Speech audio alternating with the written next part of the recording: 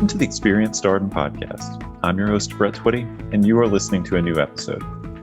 So in this episode of the podcast, I'm excited to share my recent conversation with Natalia Alvarez Diaz.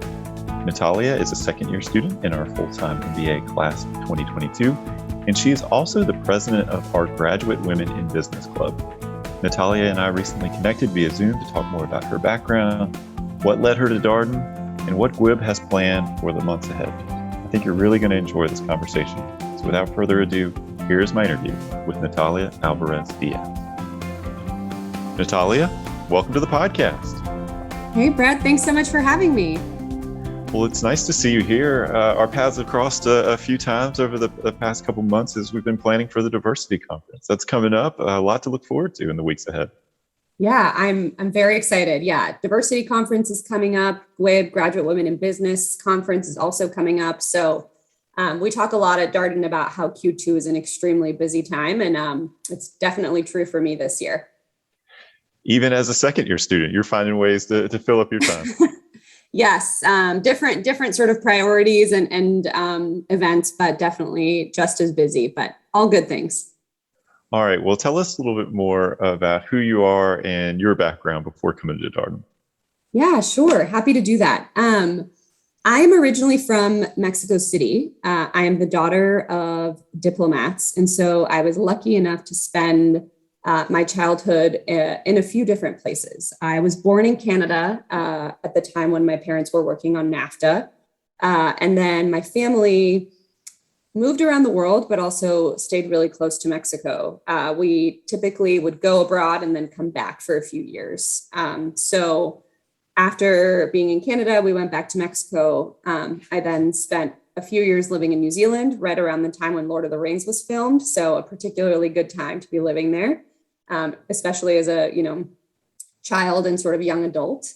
Went back to Mexico, and when I was in high school, my father was posted in the Middle East. So I actually moved to Beirut, Lebanon, in the middle of high school. And it was there that I attended an American school. My whole life, I had attended either international or American schools because of this moving around situation. And I went to an American school and had professors and teachers who spoke to me about the liberal arts sort of education model and what that could do for me and for somebody who had always really enjoyed writing and sort of critical thinking. And so much to the distress of my parents, who had spent very little time in the US, I decided that I would apply to college in the US. And so I ended up moving from Beirut to a small town in Western Massachusetts, South Hadley, to attend Mount Holyoke College, which is a women's college, a liberal arts college in a beautiful part of the country. And when I tell you, Brett, that there is possibly no place more different from Beirut or Mexico City than South Hadley, I don't think I'm exaggerating. And that transition was admittedly a little difficult, but I ended up really falling in love with the school and with the sort of academic experience that I had. I majored in politics and in history because I had been really curious about understanding some of the dynamics that had sort of played out in front of my eyes in these different countries. I wanted to understand why places like Canada and New Zealand felt so much more wealthier and more equitable than, my home country, Mexico and Lebanon and some of the other places that I had been fortunate enough to spend time. And so politics and history, I thought, gave me a good sort of foundation for learning all of that.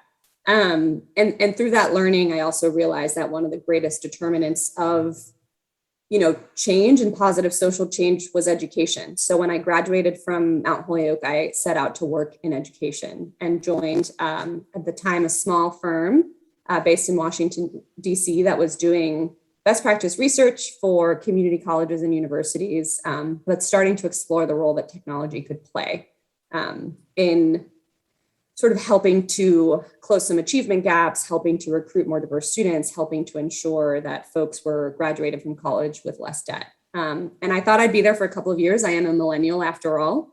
But I ended up surprising everybody, especially myself. I actually stayed there for almost 7 because I had these incredible opportunities within a fast growing company. And I got to wear a number of different hats to manage my own team, to do product launches, to think about mature technology products. And I really loved all of that. It was wonderful.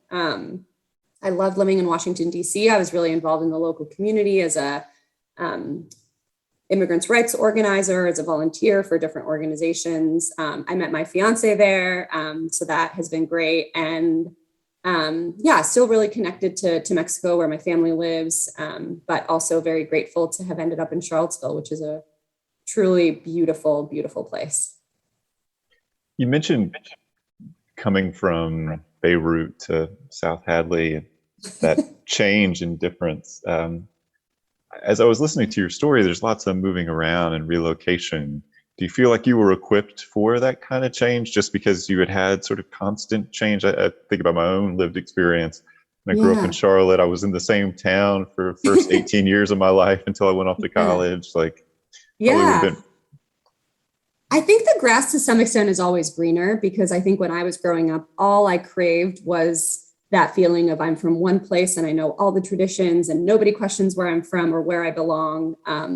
So I always was envious of my cousins or my friends who had been like, I've been here, my whole life kind of thing. I think I was really equipped for a lot of those transitions because of the really intentional work that my parents did. I think both of them really realized that this was going to be a difficult thing, and that sort of crossing cultures and languages and religions and all of these different things could be really challenging, especially for a child, and particularly, I think, for a woman, for a young girl. And so I think they were very intentional in creating a lot of space for us to process a lot of what was happening. And also, Brett, they were really intentional about helping us to always hold on to our identity as being from Mexico, and really feeling like we had a home and a community there. There were definitely times when I felt far away from that. I vividly remember being very upset when we moved back from New Zealand because I had finally made a good friend group. I didn't speak Spanish as well as I had in the past. And I think it's a particular sort of loneliness to feel like a foreigner in your home country or in your home city. And I felt that really acutely when I moved back. But I do think it has created a certain type of resilience. That's a lot of why I am so passionate about working with immigrants, because I see a lot of, in very different ways. My experience was incredibly privileged, but that yearning from home, that desire to bring that with you, that desire to give back, I definitely see myself reflected in a lot of the stories that I've had a chance to hear. Yeah, I'm curious about what you learned. You mentioned being involved with immigrants' rights organizations in DC. I'm curious what you learned through that experience, because obviously immigration's in the national conversation, it seems, all the time here in the U.S. And no one has come up with a solution yet for right. And it's a deeply polarizing topic, or it can be. My work with immigrants' rights and with immigrant communities is actually one of the things that led me to business school. I had always assumed that maybe I would get a master's in public policy or become a lawyer, because I had always been really sort of focused on how can I make the world more equitable? How can I address income inequality? How can I make it easier for women and minorities to have the same opportunities that others have had historically? I started working with immigrants' rights groups pretty much as soon as I moved to DC, and I first worked with a couple of nonprofits, but I really found my home in a much more grassroots activist community. It was pretty much as opposite to corporate America, which was where I spent sort of my 9 to 5 as you can get. This was a really sort of incredible, radical, flat organization where there were no hierarchies, and where I had the chance to really interact with people from all walks of life. I think, DC is a city where the average person is like 26 years old. And I spent very little time with people who weren't in my age group or had a similar education background. And then when I got involved in this movement, suddenly my conversations were with people in their 70s or, with immigrants from all sorts of different places. And one of the most sort of important moments in my own life and in my trajectory as I figured out what I wanted to do was that we were really involved in trying to sort of mitigate some of the negative outcomes of raids that often happen, in which immigrations and customs enforcement will essentially try and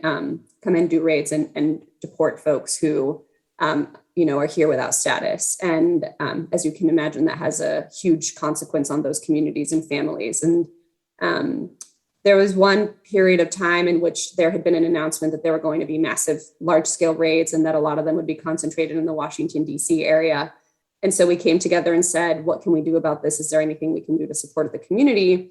And we had received information that the way in which the agency was going to do this was through partnerships with national large hotel chains, so that they could actually house folks in those hotel chains. And I and a group of other activists actually decided that our play was going to be to talk to these corporate entities and to say, what side of history do you want to be on? And who do you want to collaborate with? And I was really young. I was the youngest person, as a part of this group. And a lot of them were seasoned policymakers and, folks who had worked in corporate America for a long time. But I got to see the power of the private sector, really, I think, in a very real way, because we were able to convince some of these large hotel chains, the Hiltons, the Motel 6s of the world, to publicly say they wouldn't collaborate with the agency. And as a result of that, the raids actually were reduced and they were really small. And so, I acknowledge that that's a particular sort of stance and political view that not everybody agrees with. And I understand that. But I think for me, it was emblematic of the power that the private sector has to have true consequences that are social and political in nature. And for me, that was really crystallizing, because I was, sure at that point that maybe going down the route where I could become a leader in the private sector would not only enable me to have the impact in the public sector that I want to have, but potentially better equip me to do that at scale. It's an interesting point. I think organizations over the past couple of years have been challenged to think about where they'd like to stand in history and how they'd like to be remembered in a way that perhaps they haven't been previously. Yeah, exactly. It was fascinating. This past quarter, I took a class called Managing Sustainability from the Inside Out, and I actually learned that there's a term for this theme that I had sort of experienced. It's called brand activism. And that's something that we learn a lot about at Darden through our marketing classes, our strategy classes. How do you position your brand? What do you do around brand activism? How do you ensure that you're doing that in a way that is sustainable and also, ultimately profitable for your company as well? Yeah, we had this great conversation with Ed Freeman a couple of weeks ago in our office hours series. And, he talks about profit and purpose, right? These two things together that the business they can coexist. Yeah, exactly. Yeah, that's definitely right. Well, so talk a little bit about the sort of why your MBA and seeing the impact of the private sector. What led you to Darden? Yeah. So I think in addition to that experience of sort of seeing the impact on the private sector, there were a couple of other things that were happening professionally that really led me to the MBA. I was working at the time in a product marketing role for a large, fairly mature product. And I found as I had conversations with some of my sales peers, so maybe some of the folks who were doing projections or pricing, or with the UX and engineering and product folks, that I was sort of talking around the numbers is the best way for me to describe it. I just simply didn't have the quantitative skill set that I needed to really be able to roll my sleeves up and get into the nitty gritty with all of them. And I felt like that was really preventing me from being the best possible, marketer that I could be, the best possible sort of professional and having the greatest impact that I could. And so that made me think, okay, what would allow me to sort of really sharpen my my skill set? What could I do? That was the first thing. And then the second thing, I had mentioned, I have been fortunate enough to manage some people in my time at this company. And I think that was probably one of the most transformative experiences, because I realized how little I knew about management and how much opportunity there was for me to understand the kind of leader and manager and motivator that I wanted to be, and about how to create cultures, how to create teams, how to create processes. And so both of those things essentially led me to an MBA. And there were a couple of reasons for Darden. The first is that a huge mentor of mine at my old company, the head of marketing and somebody who I had worked with closely and admired, really had admired for a long time, had her MBA from Darden, and she always spoke fondly of the school. So it was always sort of in the back of my mind. I had known that. Then I came here for the diversity conference because I really wanted to find a place where I felt like there was a true and real emphasis on diversity. And it's funny now to be a second year and helping to plan it. It really feels sort of like a full circle moment for me. But that was a really important experience for me because I was able to see the way that Darden approached diversity. And for me, I was looking at other schools and going to similar diversity conferences or events. And I was really struck by how willing Darden was to admit its shortcomings and to have open and honest dialogues about, what could be better and how we could get there. So that was really important to me. And then I really wanted the case method, Brett, because like I said, I would sort of traditionally been scared of some of the harder, sort of more quantitative courses. And I felt like, okay, if I go to some other schools, I might be able to just say, I don't want to take that class, or I'm going to, test out of that other class and maybe take, accounting for people who have never done that. And in my experience in the real world, that's never really quite how it works. You're always going to be in a room with people with very varied levels of experience or perhaps comfort with a particular subject, and being able to sit comfortably in that seat and really hold your own is what I wanted. And I think that's exactly what the case method gives you. And so I, was really drawn to that. And then in speaking to alums and speaking to current students, part of what had made my undergrad experience so incredible was the close relationships that I was able to form with faculty. And I really wanted that. And there are very few business schools in which I think the professors are as dedicated to teaching and to their students as they are here at Darden. And that has proven out to be true time and time again. In my time here, professors have been here for me, whether I have needed, help personally, professionally, academically. So those were some of the things that, really made Darden the place for me. So you come here as a first-year student. Probably some adjustments for you. When you think back on that experience, what were the learning curves? Yeah, there were definitely learning curves.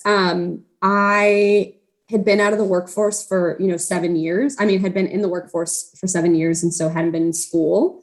Getting myself back into a routine of studying and of knowing how to manage my time when I both had a lot of flexibility and almost none at all, if that makes sense, was incredibly difficult. I certainly struggled in some of my quantitative courses. I hope that my accounting professor, Shane, might listen to this.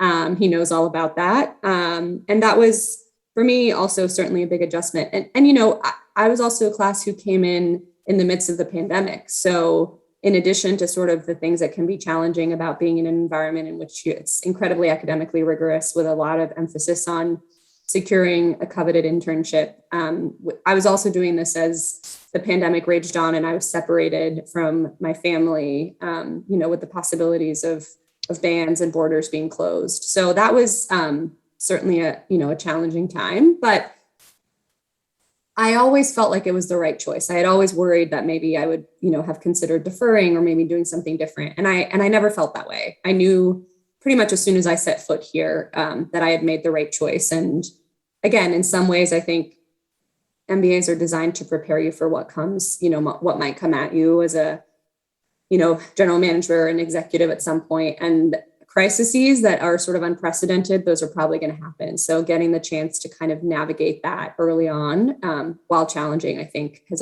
been fruitful for me. How have your career interests evolved during your time at Darden? One of the things that we talk with students a lot is this idea of being focused and open yes. to possibility, and wondering, has your career interests changed?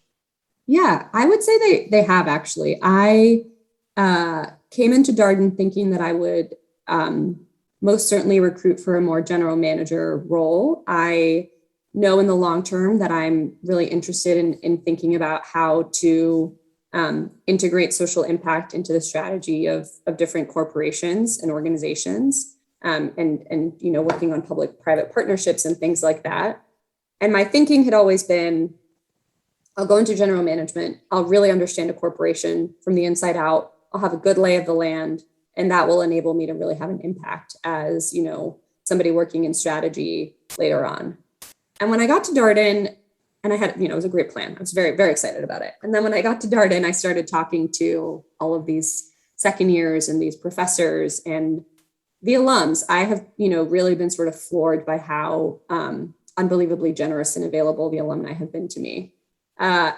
And I started to realize that what the sort of thing that I was envisioning taking maybe 2 to 3 years was probably going to take more like 20 to 30 years, just because of the way in which those sorts of corporations are currently structured and the challenges that they're facing and what they need help with. And I also found myself really missing the technology piece that I had been working on before. I would find myself gravitating towards sort of more general management companies that were thinking about adding big technology components. And when that started happening, I realized, okay, maybe this is a time to be open and to consider something different. And so I actually made the decision to continue in tech. I wanted something different. I didn't want it to be education technology specific, and I wanted a much bigger company, one with a global footprint. So that's sort of what I've shifted to, and what my plans are post-graduation are to work at a larger technology company on products and services that are related to sort of improving lives in a sort of broad term. And I think a lot of the scale that I was initially envisioning happening in general management, I have found is more likely for me in my sort of short-term career goals to happen if I'm in tech. Well, one of the things that we've talked about here with students on the podcast is first year, you got a lot going on curricularly, you're working through the core, that's an adjustment. Case method is new for everybody. Of course, you've got this internship search that's happening at the same time. And you come into the second year and you set your schedule, you choose your classes, and theoretically you have more free time, although there's lots of other stuff that fills up your time. So you're somebody who's super involved, Natalia. Tell us a little bit about what you're doing in addition to class in your second year. Yeah, I was fortunate enough to come to Darden with a scholarship, and that was something that enabled me to come here and enabled my family to support me. My partner moved with me, and I felt and continue to feel really strongly about giving back.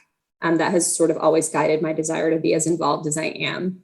I found a home for myself as a first year in the Graduate Women in Business Club. It's Darden's largest student organization. Every woman at Darden is a member of, we call it GWIB, and GWIB doesn't charge dues. The idea is that we want to remove any barriers to women being able to participate and to be in community with each other.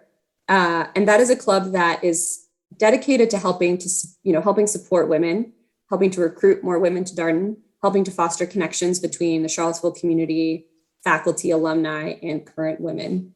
And I served as a gender equity rep my first year. That's a leadership position within the section. And that's how I really got to know GWIB. And when it came time to decide what I wanted to do and how I wanted to spend my time as a second year, it was sort of a natural decision to think about becoming a leader in GWIB. And so as a president of GWIB, I support my board of 11. So there's 12 of us total. We work, like I mentioned, on sort of all facets of achieving gender equity at Darden and supporting women beyond their time at Darden as well.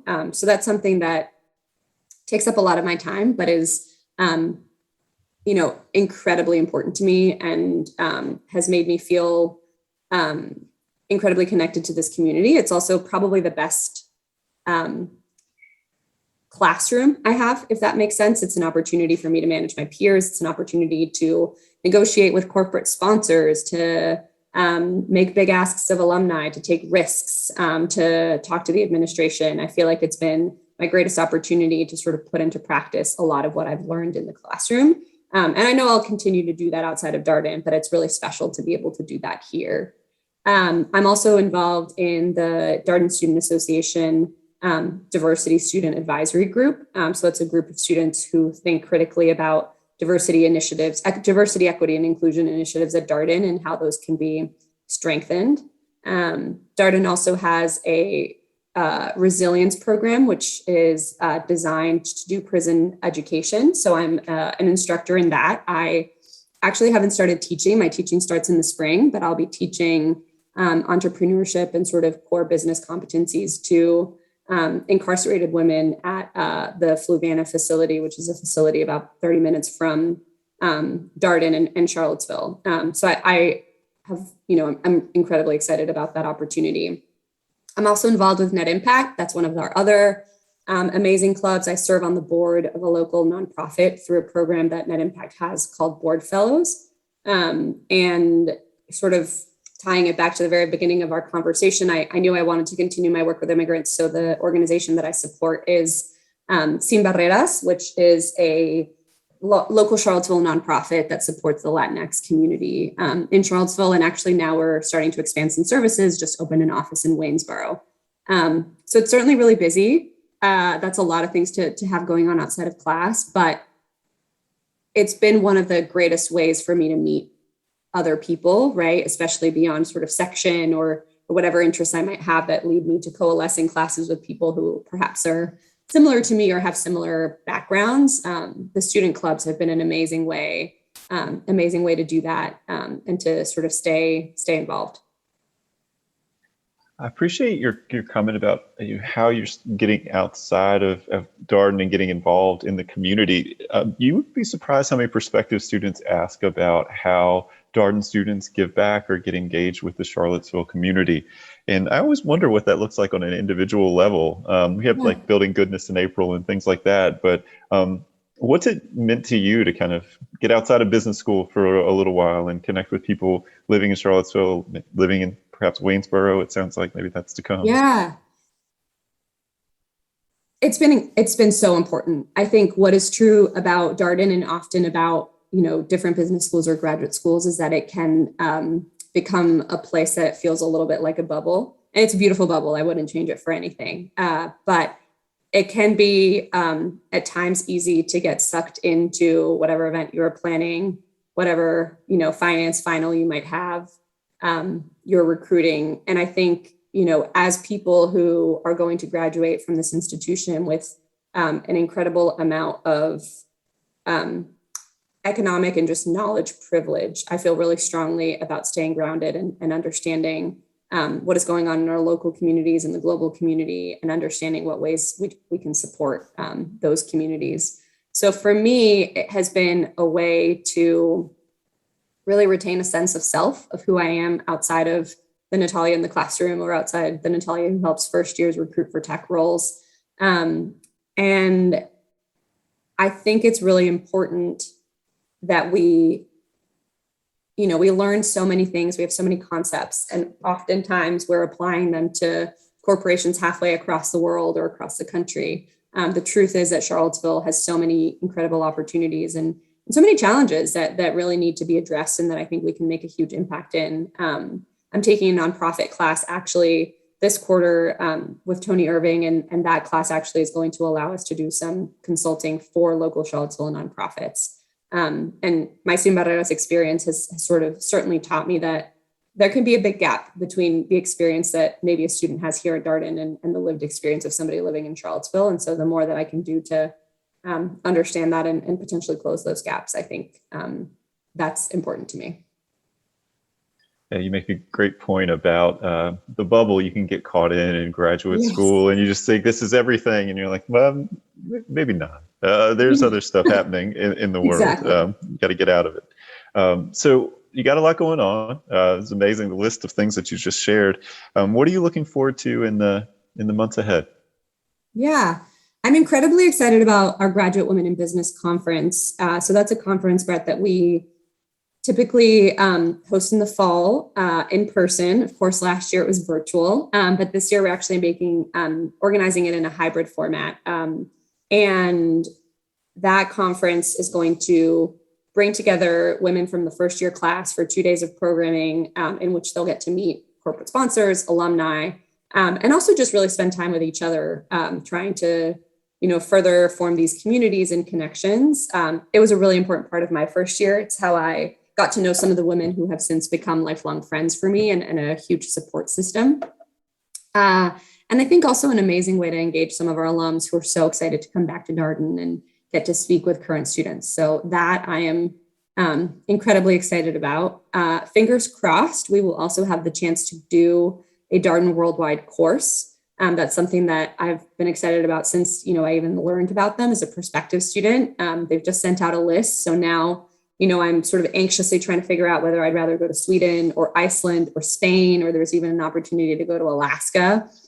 So that's also something that I'm Really, really looking forward to as well. And then something else that I'm involved in is Darden is part of this fellowship program called the Tri-Sector Fellowship Program. It's a program that brings together students from the business school, the law school, and the public policy school for conversations and dialogues with guest speakers. And again, because of my background and sort of my previous life thinking that maybe I wanted to be a policymaker or a lawyer, I'm really excited about getting to dive into those conversations with folks from those different schools and those different perspectives. So that's something I'm really excited about. That program, the Tri-Sector Fellows, sounds so interesting. Just the group of people that you get together with. I have to believe that, I mean, from the business school, from the law school, from the policy school, I mean, the conversations that you can have, the perspectives that you hear, it has to be such a rich experience. Yeah, I'm incredibly, I'm super excited about it. I think it's going to be a really, really, really wonderful way to unpack some of, we're talking about all sorts of different issues and having all sorts of different guests. So I'm very excited about that. Yeah, what a time to be in that. I mean, you got all the budget stuff going on, infrastructure I know stuff. We have Virginia elections in a couple of weeks, so it's super interesting. Yeah.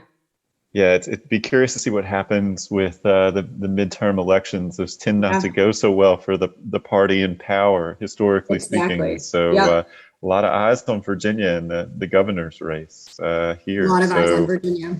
Yeah. So it'd be very well. Election day is, well, we're recording this in late October, so it's right around the I know corner. It is right around the corner. Well, Natalia, any final words of advice, any tips for our prospective student listeners? Yeah, I think a couple of things that I, in my role as GWIB, I'm lucky enough to talk to prospective women all the time. I think, I am passionate about helping more women to envision themselves in business school and to get there. I think if there's anybody listening who is unsure whether business school could be the right choice or whether they are the right candidate for it, I would really encourage them to reach out to somebody like me, whether I'm still a student or an alumni, to have conversations. I regret that it took me as long as it did to consider coming here because I had a very narrow view of what kind of people were able to go to business school and what kind of things they could do after. So I would say just, push that narrative a little bit if you think that there's even a little bit of room, because we need you. We need women and diverse candidates in the classroom and on boards and in corporations. I think on the more tactical application side, I found it really useful to try and, this can sound sort of silly, but I tried to find a couple of people in my life, close friends or mentors who I could really talk to about my application. But I tried not to let that sort of take over my life. I had done that in other times of my life in which I had sort of let, a particular job process kind of become what I would talk about with everybody and think about it all times. I think that was really healthy for me. And I think the application period can be incredibly stressful and overwhelming. And can really take a toll on your confidence and your mental health. So I think it's worthwhile to think about sort of those coping mechanisms. And then something that I didn't consider is that the process after decisions have come out and before you need to actually decide where you're going is actually fairly more stressful than anybody ever told me. I had sort of just thought that it would, all the stress would end as soon as you hit submit. But the reality is that you still have a choice to make and that you have a lot of things to consider. So I tell folks all the time, rest a little after your applications are done, but then be really intentional about thinking about what exactly it is that you want and what options might lead you there. I think it can be tempting to sort of just walk away and say, okay, I'll figure it out when decisions come in. And I get that. I'm the same way. I'm a little superstitious, but I ended up being sort of in a panic when I had to make a decision and feeling a little overwhelmed. So I like to tell people, take that time, be really intentional. But yeah, overall, I think the hardest part is deciding. The hardest part is deciding that you want to pursue this and really sort of putting yourself out there, whether it's just to yourself because you're not sharing that with others, or to your colleagues, your friends, your partner. So I think once you've done that step, you've done the hardest part. That's such a good point. That from an admissions committee standpoint, we have so much respect for our applicants because, you're taking a leap when you apply for anything. And not everybody has the courage to do that. So we recognize a lot of hard work, time, effort, self-reflection, all these kinds of things. Exactly. Absolutely. Yeah. Go into these decisions to even apply. And so exactly. So tremendous amount of respect for people who are willing to embark upon that journey. Absolutely. Well, Natalia, it's been such a pleasure. Thank you for coming on the podcast and for sharing your story, and good luck with the GWIB conference and diversity conference in the weeks ahead. Thank you. Yes, excited. Hopefully some of the listeners can join us for diversity conference. I'm very excited about that. Thank you, Brett. And that was my interview with Natalia Alvarez Diaz, a second-year student in our full-time MBA class of 2022. As always, if you have any comments, suggestions, requests, anything you'd like for us to cover here on the podcast, we're all ears. We can be reached at Darden, that's DARDEN, @virginia.edu. Until next time, stay safe, be well, and thanks for listening.